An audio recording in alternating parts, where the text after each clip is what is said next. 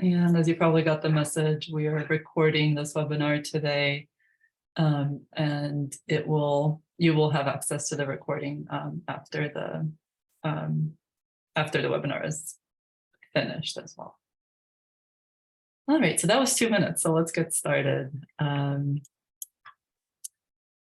As I mentioned, my name is Dalila. I'm the program director. I would also serve as your major advisor in the program. So whenever you have questions about registration and how different classes might fit within your program goals, I can help you with that. Also in terms of planning, so both undergraduate and graduate programs have capstone requirements. So as you're kind of trying to plan out your degree progression, I can also guide you through the capstone selection and kind of figuring out when the best time is to do that and what the best way is to approach that. I also serve as the prior learning coordinator here as well. So if you have any questions about that, you can reach out to me. And then I'll let Dan introduce himself. Hi, welcome everyone. My name is Dan Ray. I'm a senior academic advisor at Tulane School of Professional Advancement. Glad to have you here. All right, so today we're going to give you a little bit of a background about SOPA and the types of courses that we offer. We'll be talking about the two programs specifically, the undergraduate and graduate programs. And then we'll also share some information about the admissions process and scholarship opportunities and things like that. If at any point you have questions and you wanted to jump in, you're welcome to get yourself off mute or just post something in the chat as well. And we'll get back to you right away. This is pretty informal, so just feel free to jump in. But Dan is going to get us started with sort of the background information on about the school. Yeah, all right. So the Tulane University, it was initially founded as a medical college of Louisiana back in the 1834. And the School of Continuing, or the School of Professional Advancement, its roots go back as far as then as well. The School of Professional Advancement started offering classes in 1886, and we've been committed to adult learners ever since then, over 130 years now. So next slide, please. The question comes out, why SOPA, why come to Tulane?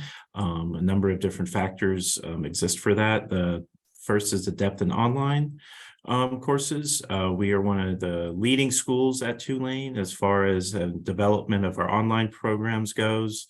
Whether you're doing an undergraduate humanities or social science program or a liberal arts master's degree, lots of online options with a mix of in-classroom as well.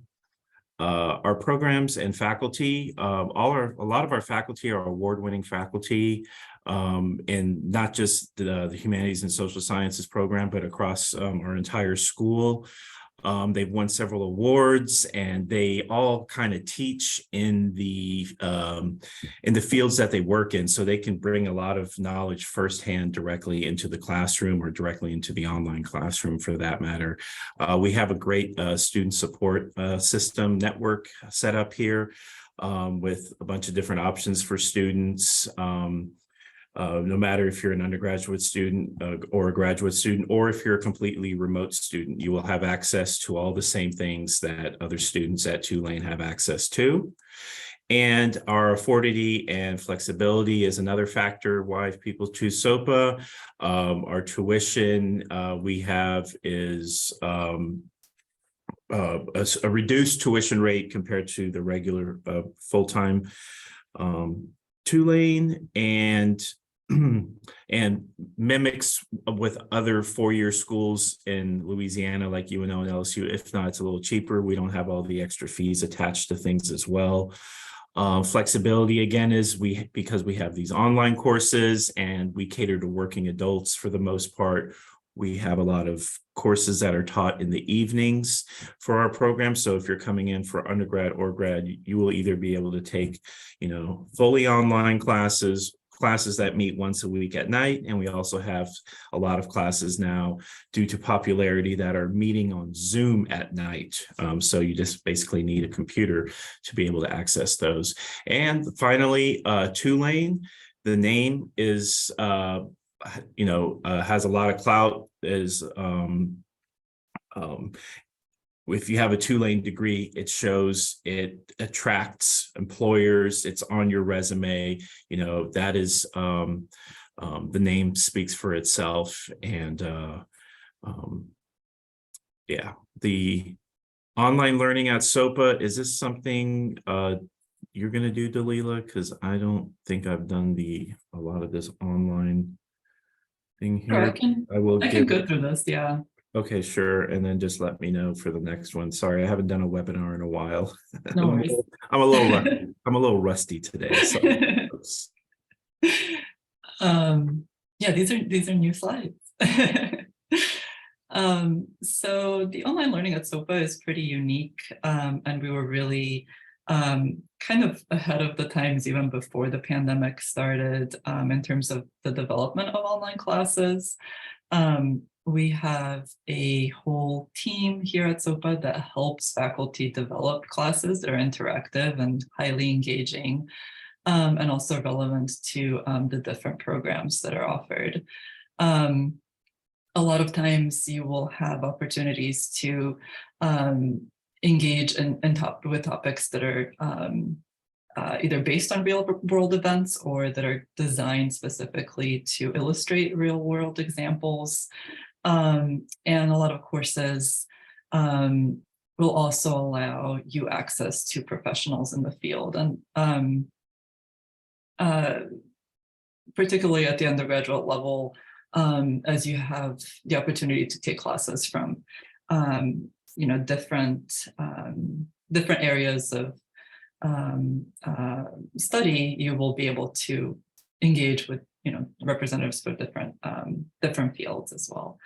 And then most of the online classes are designed within a learning environment that suits different learning styles. So whether it be in person or online, you will have different options to participate and engage with the content. And also one of the cool things that we have here at SOPA is that some of the courses, and I believe that some of the courses in economics, and I think Paul has mentioned that he's interested in economics, actually are designed in this metaverse campus. So it's just kind of a different opportunity to engage with course topics and areas. And then a lot of classes will actually incorporate podcasts and podcast lectures, so that you're able to listen to the lecture in different situations, and it gives you more flexibility to participate and engage with the content. Next slide. All right, so today we're talking about humanities and social sciences programs. As we have undergraduate and graduate programs. At the undergraduate level, we have majors in the humanities and then in the social sciences. And then at the graduate level, we have the Master of Liberal Arts. And all of the programs are highly interdisciplinary. They allow you to really consider topics and questions from different perspectives. And in the process, you are studying social relationships, social practices, and institutional structures. And as a result, you're strengthening your skills like your critical thinking and communication, writing, research skills, which are highly relevant and really applicable to a range of different career options and other pursuits. Next slide. One of the greatest things about our about our programs are the courses that we offer, and then the faculty who teach those courses. As Dan mentioned, a lot of our faculty are highly experienced. Most of the folks you see on the slide have been teaching for at least 15 years, and most have won awards for teaching. But they also offer some really interesting classes. Professor Kaczynski teaches in the MLA program. He's also a professor of English, in English here at Tulane. And his topics in medieval English are highly engaging and really allow you to think about literature in a different way, and in a way that's relevant to some of the challenges and concerns that we have today. Melinda Nelson Hurst is an archaeologist and an Egyptologist, and she is currently teaching a class on introductory hieroglyphics. Lauren Rocavilla and Bill Boudreaux both teach writing courses.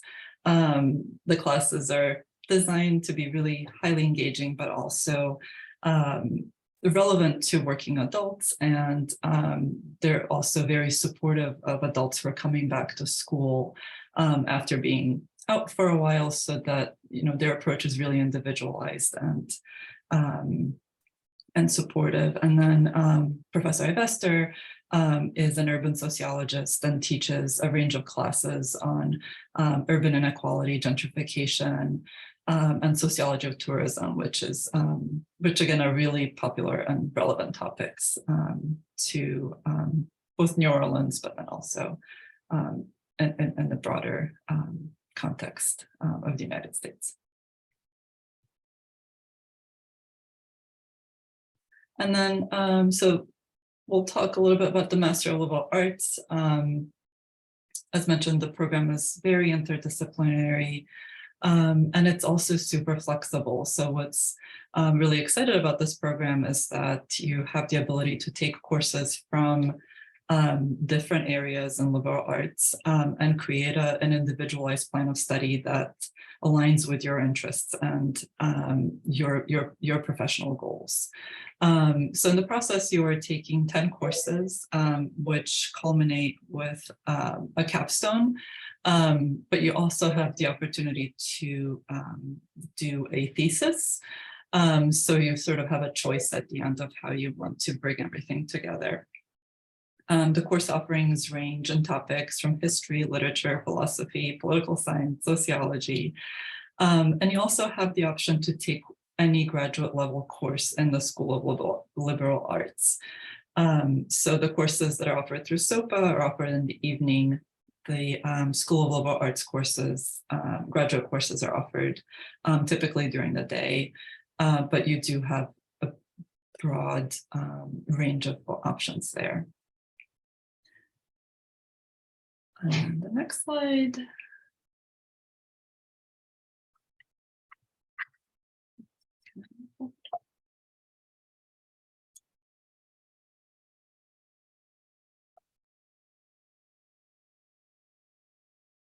I don't think I'm able to move.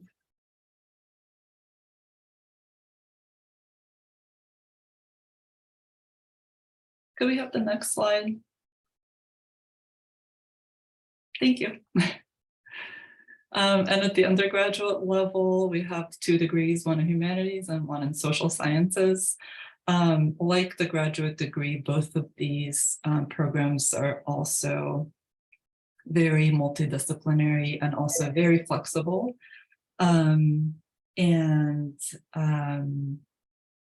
sorry, my phone keeps ringing. It's a little distracting, but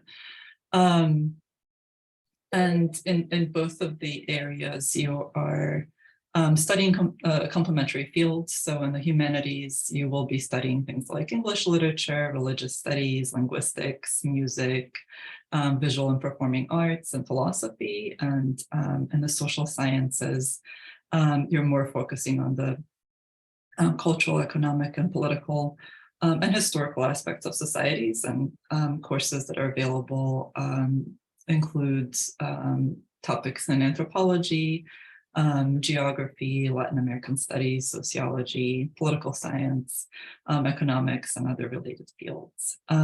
Both programs require 30 credits in the major, and both culminate with a capstone project. You typically start with kind of introductory courses in either area. They're coming from different content areas.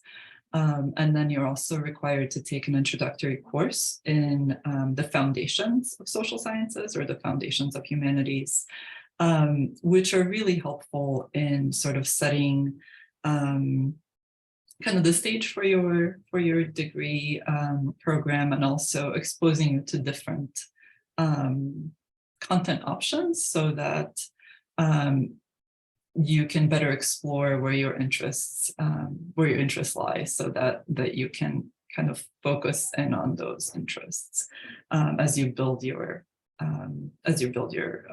degree plan. Next slide.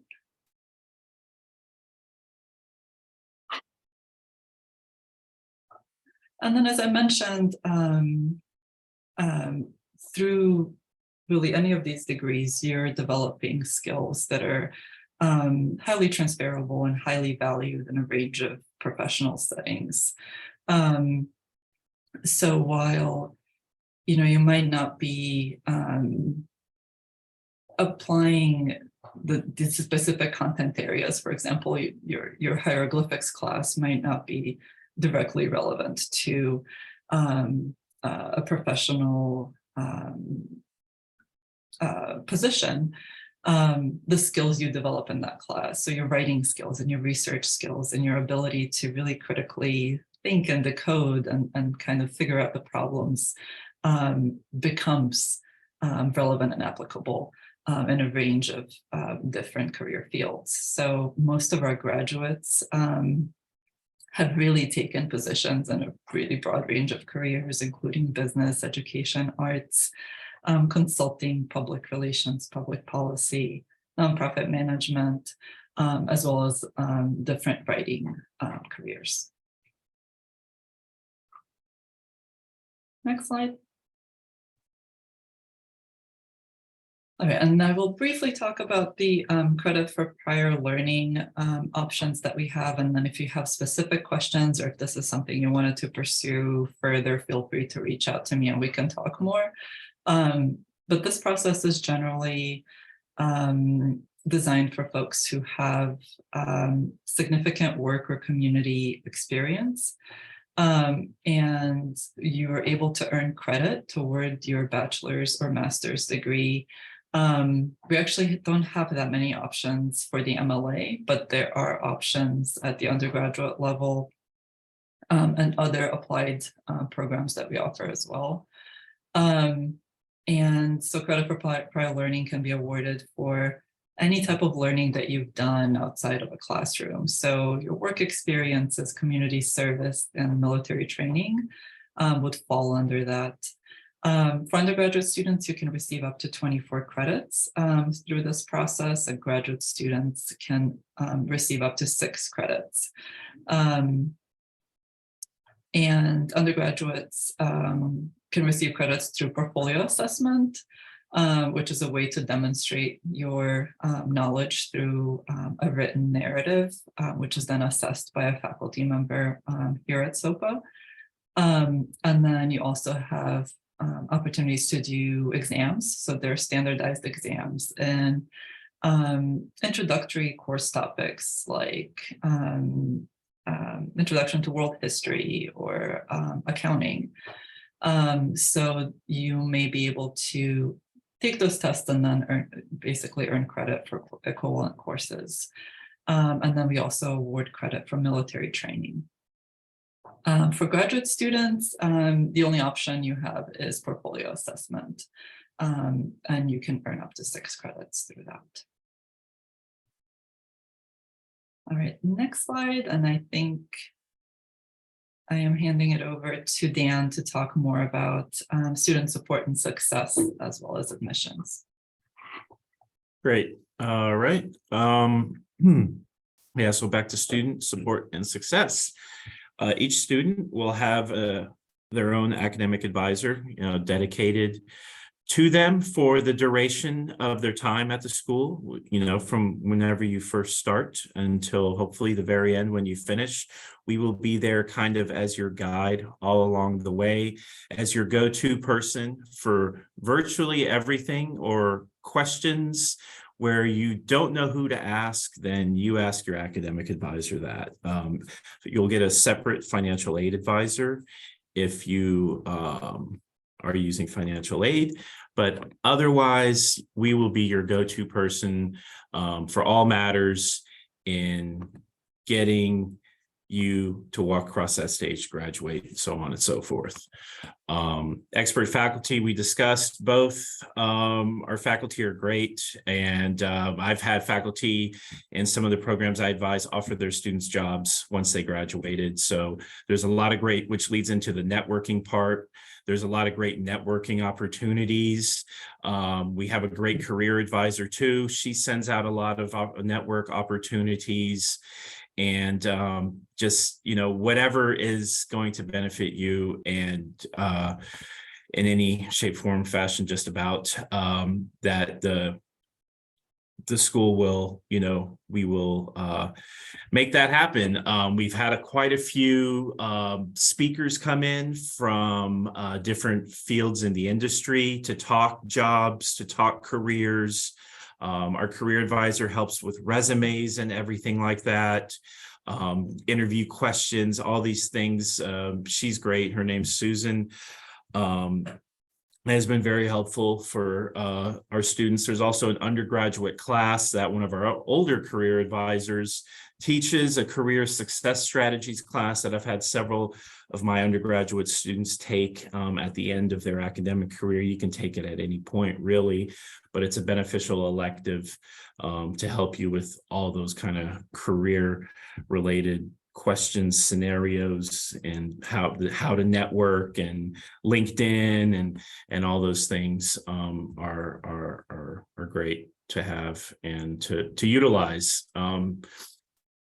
Yeah, next slide. What else we got? Affordability and tuition. I'll go over that there's a breakdown of what our tuition is for the current spring semester on a per credit basis. Each course is generally 3 credits. There are a few 4-credit ones in the undergraduate program, but right around 600 per credit, just over 1,100 per credit for graduate. Financial aid is available. It depends on a number of factors for the graduate school and for undergraduate. If you've used financial aid before, and they have different forms and of financial aid that you can receive. Some programs, you can get a grant. Some have federal loans. There's scholarship opportunities and discounts for certain employees that work, in active duty military, or if you're a veteran, or if, you're public safety, such as the EMS or firefighter, police, thing like that. If you attended any minority serving institution, there's a scholarship for that. There's a Phi Theta Kappa scholarship. We have an early enrollment scholarship that gives you some money off on your tuition. The Yellow Ribbon program is if you were active duty before. And then, as Dr. Ambrosich mentioned, with the credit for prior learning program, you can get up to 24 credits potentially with that. Transfer credit wise, if as an undergrad, we can accept up to 60 credits max. 60 credits have to be completed with Tulane. So if you're already at the 60 credit max, then you couldn't bring in any other kind of outside form of credit. And in the graduate school, I think you can transfer in up to 2 classes if you attended previously with director approval and all that kind of stuff. Next slide. All right, application process, admissions, pretty straightforward. sopa.tulane.edu. There's an apply button at the top of the page, or just do with the /apply button there on the screen. You submit the application. Your application fee will be waived from attending this webinar. So when you apply, they'll see that you attended this, and then they'll waive that fee. If it's not waived right away, then just reach out to us and we'll get that waived for you. You got to upload a government ID like your driver's license or something like that. And then you need to request official transcripts from each of your prior institutions that you previously attended. They have to be sent from institution to institution to be considered official. A lot of schools do electronic transcripts these days, which is great because they get sent within 48 hours usually of you submitting the request to that school. There's an email address on the application when you do the application that'll tell you where to send the transcripts to. Make sure they do come to us and not another school at Tulane, because they won't be able to release those transcripts. But you can upload your unofficial transcripts to get your application going, but you won't be able to sign up for classes or anything like that until all of your final official transcripts from your prior colleges are received. But then just fill out the application. It's pretty straightforward, and then it'll process, be reviewed, and then you'll be notified pretty much. Next slide. And here's some deadlines. I mentioned the early enrollment scholarship as well. So we have admission every semester. The deadlines are usually a couple weeks before the semester actually starts. So the next semester starts in the summer. It starts towards the end of May. May 1st is when you need to apply by. If you have transcripts coming in after that, that's fine. We just need you to apply by then while the application is still active in the system.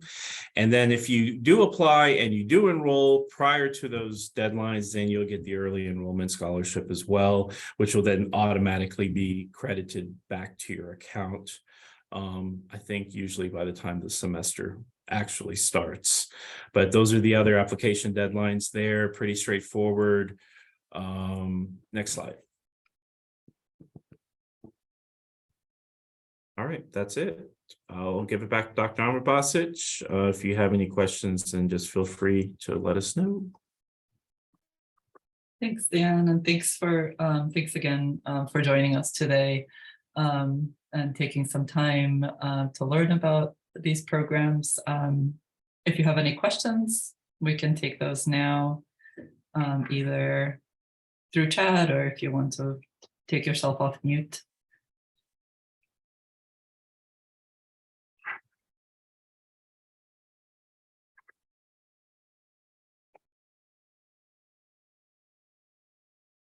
And then if you have questions that come up after you sort of digest this information, or as you're filling out your applications, just feel free to reach out. My email is on the screen.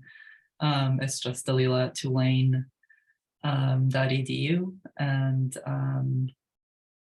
yeah, just feel free to reach out whenever. And then Dan, I don't know if you want to add your. Oh, I was just gonna say your email is a lot easier. It's just your first.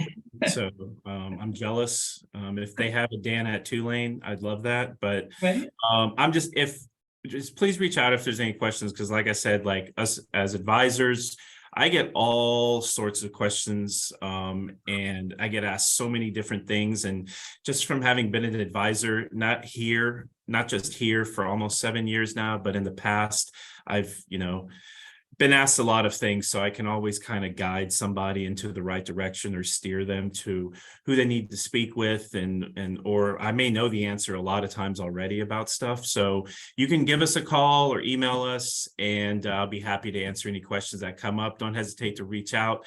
And there's no stupid questions really, because you just want the information and you got to start somewhere. So if anything does come up, then just please feel free to reach out, and we'll either know or we'll direct you to the person that can. All right. Well, thank you so much for joining us, and hope you have a great rest of your day.